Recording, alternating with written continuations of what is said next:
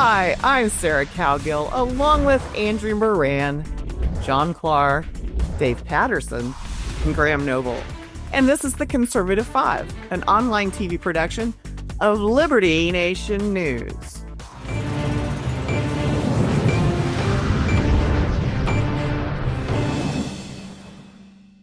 It was the most poorly kept secret in D.C., a city known all too well for poorly kept secrets.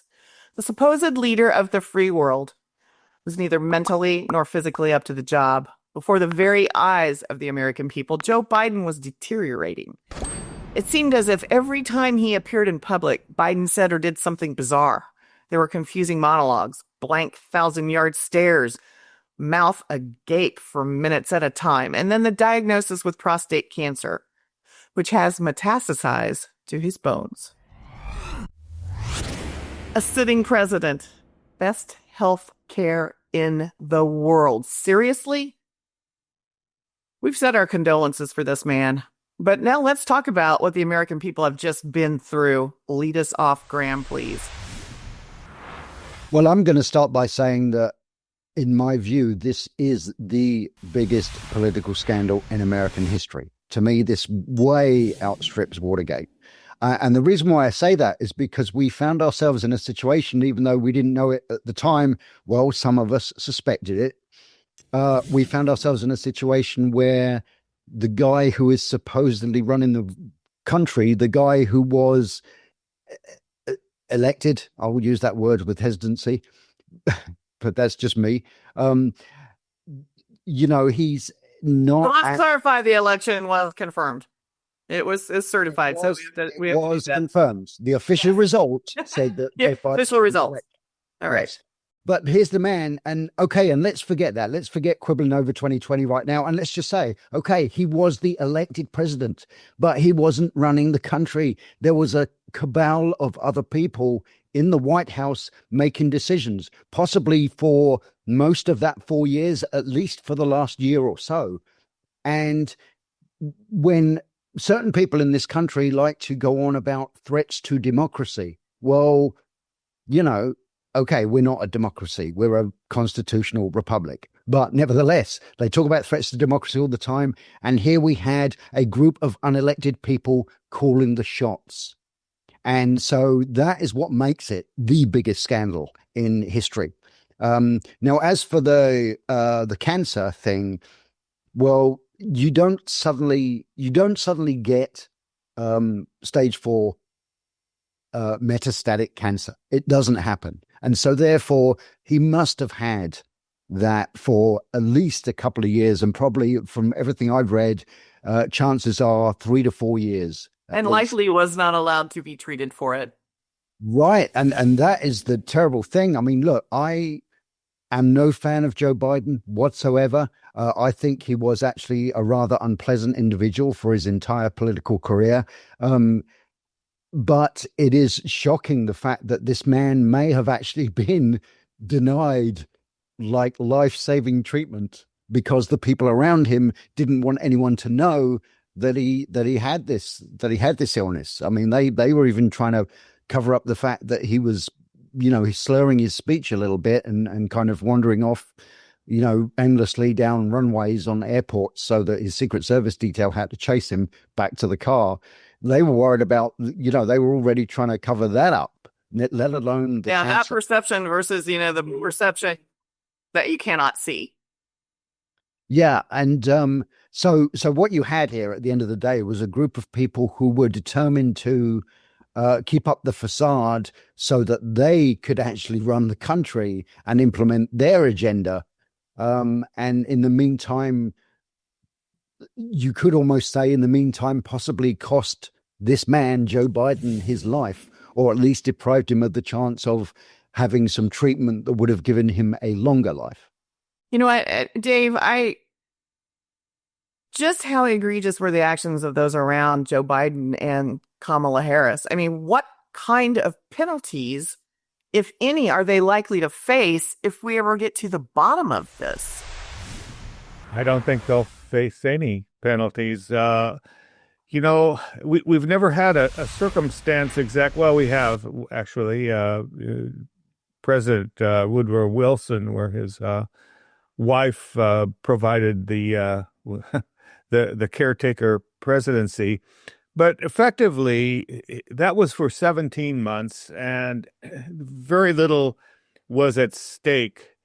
However, with 4 years with Joe Biden, I mean, what Biden and his staff and wife and his family did in hiding Biden's incapacity was despicable. Was it treasonous? Probably not. We've just never had, a codified breaking of the law that looked just like this. But it was heinous, absolutely heinous that this would go on. And now you look at all of the failures that he had in his presidency, from Putin in June of 2021, which led to the buildup of forces on the Ukraine border, where he did fundamentally nothing. His pathologically moronic decision-making in the disastrous Afghanistan withdrawal. Where were... Okay, but were those even his decisions? I mean, it doesn't seem like he made any of those decisions. Yeah. My point would be is where were those crackerjack general officers that were so clever and stood by this guy? Where were they? And obviously, they were trying to cover their own career butts. But, in every single decision point for the last 4 years is now questionable. It was questionable at the time because we thought it was wrong-headed, but little did we know that it was no-headed.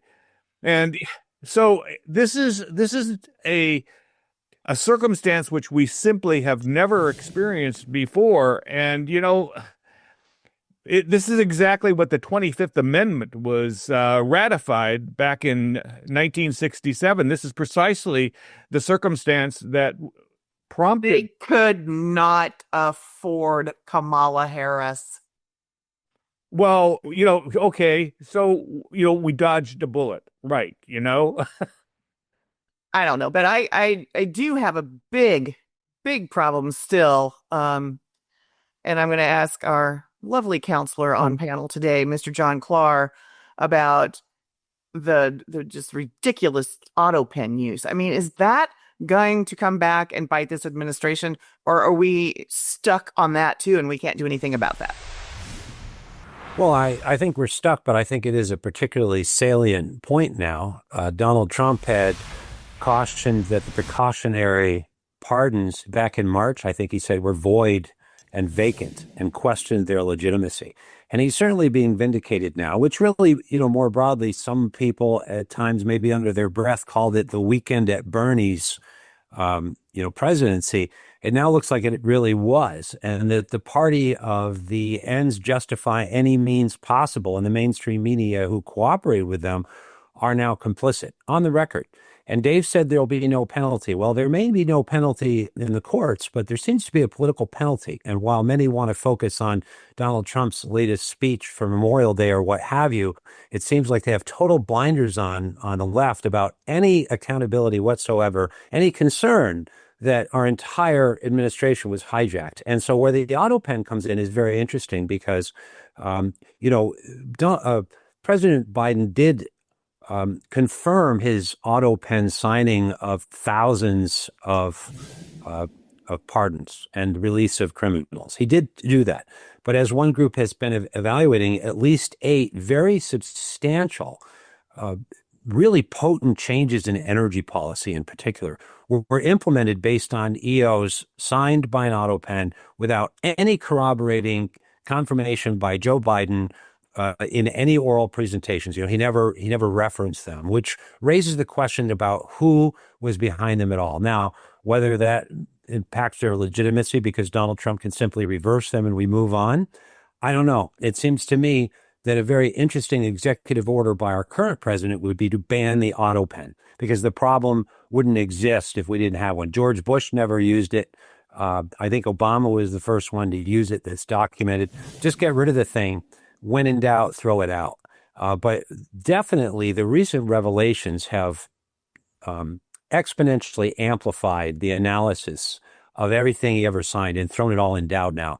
If the auto pen had not been in use, we wouldn't have that added layer of confusion and lack of insight. We don't really know. Well, and here's what I'm going to ask you, Andrew. Let's say, we spend the next 3.5 years on AutoPen, and all of the bizarre stuff that happened in this administration with the health and the crises and the random stuff. This is egg on the face of the Biden hiders globally. So how are they going to handle this? How's the media going to handle this, Andrew? Are they going to go, oh, well, we didn't know, but now we're going to back off and we're going to start telling you the truth? You're already seeing that. See, there's Jake Tapper. He seems to be the one who's carried the mantle, who's been forced to carry the mantle for the mainstream media and go on this apology tour. Or if you want to use Jake Tapper's constant word, humility. He's practicing humility. Looking back on his coverage, it's all this humility that's going on.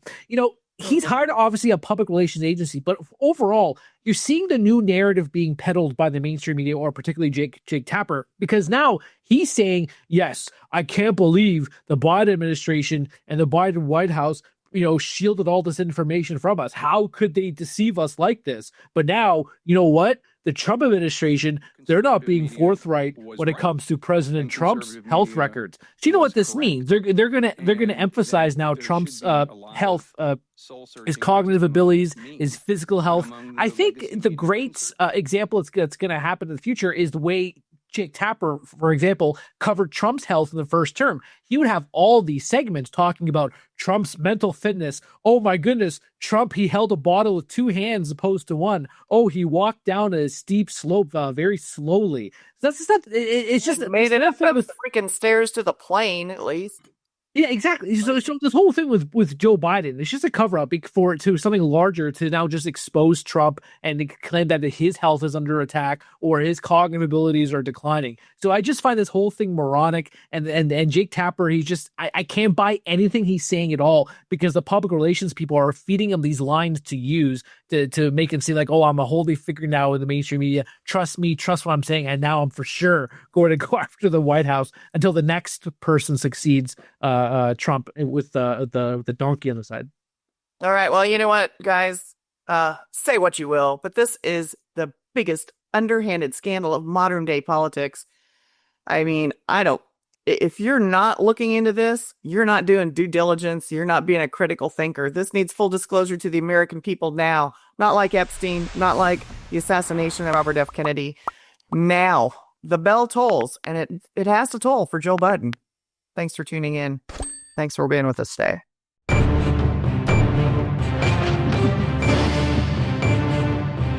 That's it for our Conservative 5 panel today. Check out our other C5 shows and segments on your favorite video platform.